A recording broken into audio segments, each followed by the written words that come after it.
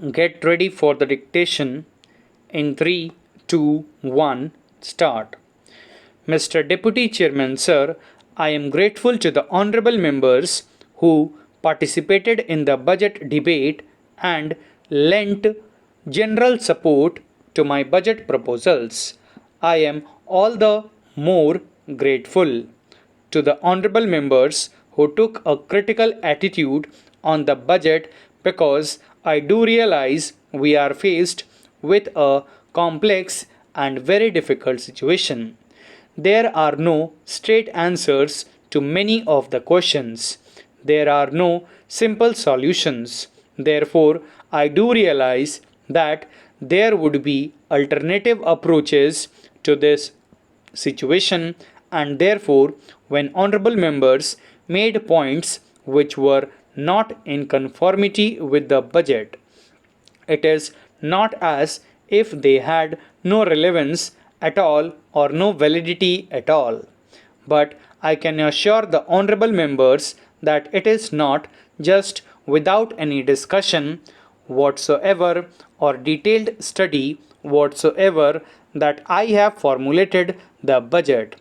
I have had as much wide discussion as possible, very detailed examination of the various problems, and on that basis I have made judgment and formulated the budget.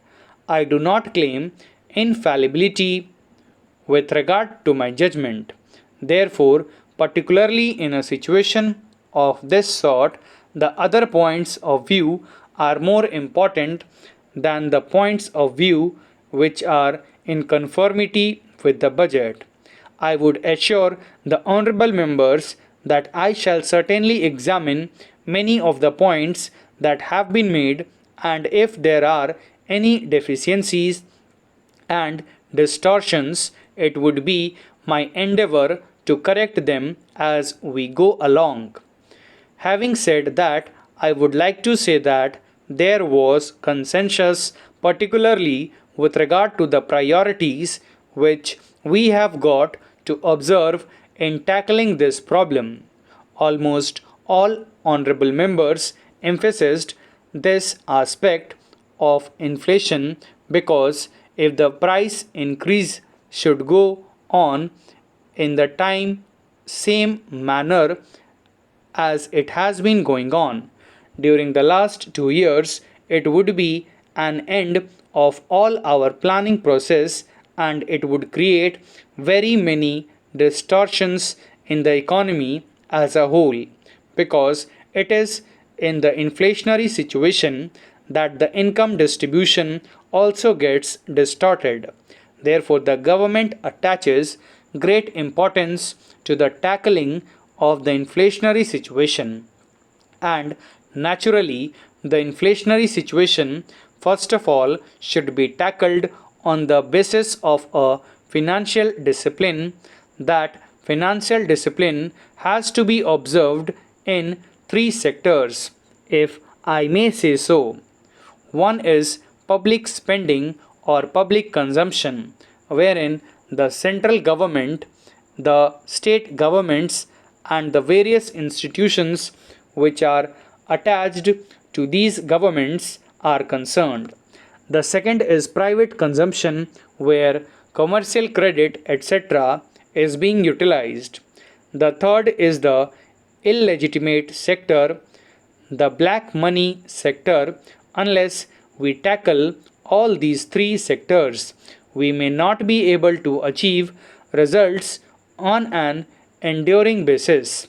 Sir, as far as financial discipline in the government sector is concerned, naturally the central government will have to set an example. In that regard, even my distinguished predecessor has been reviewing the situation periodically and trying to find out where non-plan or non-developmental expenditure could be curtailed, and where even when expenditures have been incurred, whether certain projects could be postponed without affecting the immediate economy, particularly projects which have a long gestation period. Therefore, it will have to be a continuing exercise within the central government where all the ministers will have to cooperate. And I am glad to say that there has been cooperation and response from all the ministries with regard to this aspect.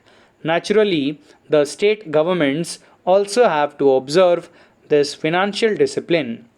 Sir, honorable members might remember that up to 1972, the state governments had used overdrafts from the Reserve Bank for their resource purposes, and after a certain time, it looked as if there were competition among the states with regard to overdrafts from the Reserve Bank, and this was leading to a very delicate and embarrassing situation.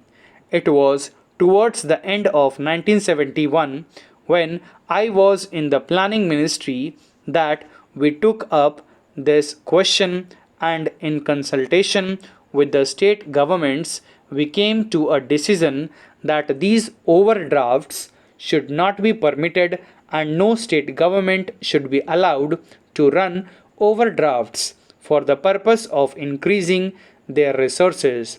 So, various guidelines were laid down for the purpose that if the overdraft continues for more than a week, then notice would be given and even payments would be stopped and so on.